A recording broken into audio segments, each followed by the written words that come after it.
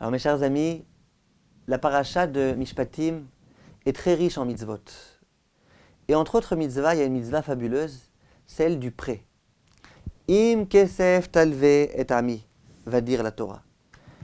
Et lorsque vous prêterez de l'argent à mon peuple, et en l'occurrence va continuer la Torah et dire aux pauvres, et il va y avoir un certain nombre de lois et de comportements qui vont concerner celui qui a prêté. Il ne faut pas être trop fatigant, il ne faut pas venir le harceler tous les jours. Et, entre autres, il ne faut pas lui prêter avec intérêt. C'est intéressant de constater que ce verset commence par le terme « im kesef talve et ami ». Si vous prêtez. Ça veut dire quoi si vous prêtez? Ça veut dire quoi si? Il y avait quelqu'un, lorsque j'étais enfant, qui était déjà un petit peu âgé, qui n'était toujours pas marié. Et moi, je l'aimais beaucoup. À chaque fois que je le voyais, je lui disais « J'espère que tu vas bientôt te marier, Bezrat Hashem, j'espère que tu vas bientôt te marier. » Un jour, il en a eu marre. Et il m'a dit « Écoute, si je me marie, je te dis. » Alors moi, je lui ai dit « Mais ne me dis pas si je me marie, je te dis. Dis-moi lorsque je me marie, je te dis. » Et il était encore plus fâché. Tout ça pour vous dire que on ne dit pas si, on dit lorsque. C'est quoi si vous prêtez de l'argent? Lorsque vous prêterez de l'argent. Voilà le comportement à avoir. Alors, il faut savoir que dans la Torah, le terme im, il peut aussi bien vouloir dire si que lorsque. Quelquefois, on s'en sert pour dire si, quelquefois, on s'en sert pour dire lorsque. Donc là, bien évidemment, le sens, c'est lorsque vous prêterez de l'argent à quelqu'un.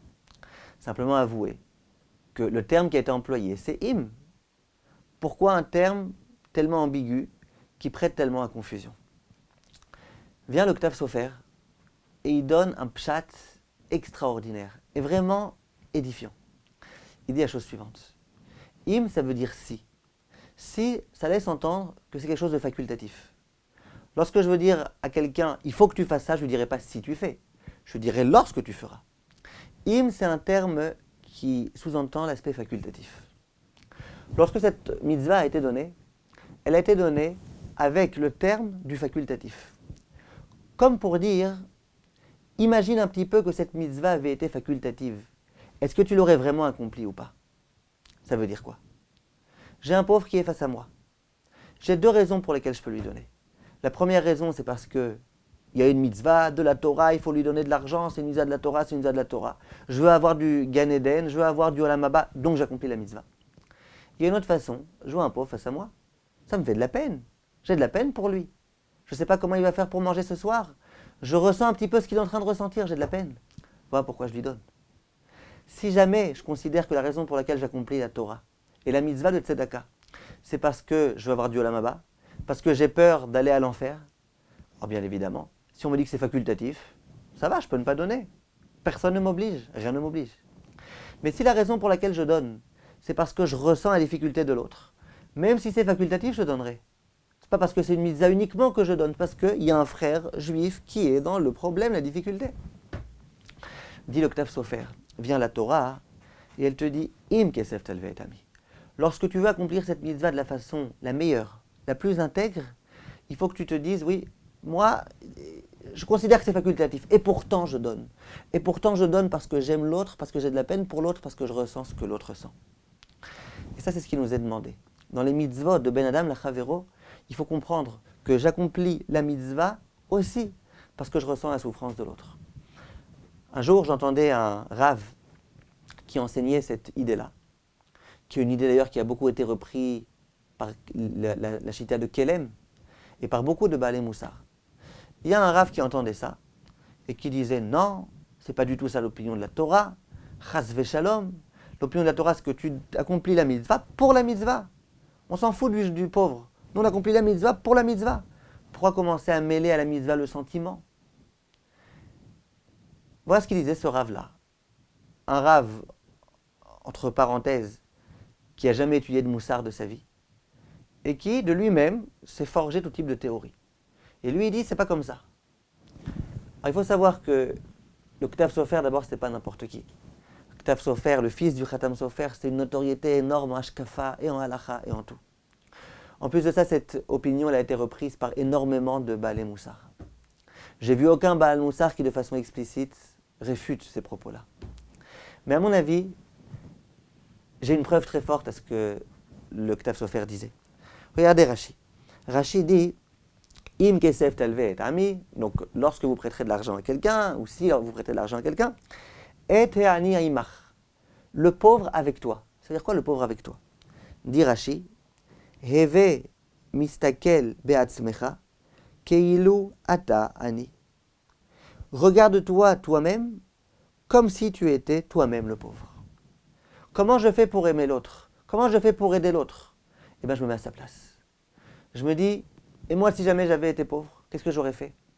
J'aurais bien aimé qu'on vienne et qu'on m'aide. Donc moi, je dois voir l'autre et je dois l'aider. Si moi, j'avais été pauvre, j'aurais bien aimé qu'on me prête sans intérêt. Eh bien, l'autre aussi. Si moi, j'avais été pauvre et que je n'avais pas eu de quoi rembourser, j'aurais bien aimé qu'on ne me fatigue pas tous les jours et qu'on ne me harcèle pas. Eh bien, moi aussi, il ne faut pas que je le harcèle.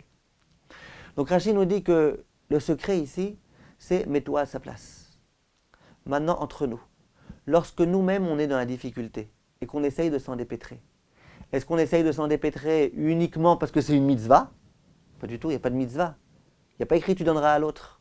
Pourquoi j'essaye de me dépêtrer? Parce que j'ai de la peine pour moi, parce que je souffre. Je souffre et j'aimerais bien sortir de cette souffrance. Si je dois regarder l'autre comme si c'était moi-même, la raison pour laquelle je l'aide, ce n'est pas uniquement parce que c'est une mitzvah. C'est parce que c'est comme moi-même. C'est comme si moi j'avais mal. Quand moi je m'aide, je ne m'aide pas parce que c'est une mitzvah. Et bien l'autre aussi. Quand tu l'aides, ne l'aide pas que parce que c'est une mitzvah. Bien évidemment, oublier que c'est une mitzvah, c'est dommage. Il y a beaucoup de décisionnaires qui disent que si je donne de l'argent à un pauvre, en n'ayant pas l'intention de m'acquitter de la mitzvah ou de tzedaka, il y en a qui veulent dire que je ne suis pas acquitté. Parce que les mitzvot ont besoin d'une kavana. Mais ne pas croire que c'est que parce que c'est une mitzvah que j'accomplis. Ne pas croire non plus que c'est que parce que je suis altruiste. Parce que si jamais il n'y avait pas d'altruisme, le fait qu'il y ait une mitzvah, c'est déjà une raison d'accomplir, bien évidemment. Il faut être capable de mêler les deux et il n'y a aucun problème. D'autant que la raison pour laquelle Akadosh Baruch Hu nous a donné toutes ces mitzvot-là, c'est pour qu'on vive bien avec les autres, pour qu'on vive en altruisme avec les autres. Hachem, il veut que notre cœur devienne un cœur de juif, un cœur de mensch, un cœur d'homme, un cœur humain. Il a donné plein de mitzvot. Aide l'autre, fais ceci, fais cela. Ce qu'Hachem souhaite, c'est qu'on sente que l'autre, c'est notre frère. Si je sens que l'autre, c'est mon frère, je ne l'aide pas que parce qu'il y a une mitzvah. Non, je l'aide parce que c'est mon frère. Toutes les mitzvot, mes chers amis, si on veut réussir à les accomplir, les mitzvot qui concernent notre relation à l'autre, il faut qu'on essaye de se mettre à la place de l'autre. Et c'est ce qui est écrit dans la paracha de Shemot. On nous dit Vayigdal Moshe, Moshe a grandi, Vayetse el Echav, Vayar besivlotam. Il est sorti vers ses frères et il a vu leur souffrance. Toute la délivrance d'Égypte a eu lieu grâce au fait que Moshe soit sorti et qu'il ait compris leurs difficultés, leurs souffrances. Comment il a pu sentir? C'est justement parce que Vayetse el Echav. Lorsqu'il est sorti, il les a regardés non pas comme étant stam des Juifs, mais comme étant ses frères. Si je regarde l'autre comme étant mon frère, eh ben je me mets à sa place et j'essaye de comprendre sa difficulté et je fais tout ce que je peux pour essayer de l'aider. Kol Tov, mes chers amis, mes frères, et à bientôt.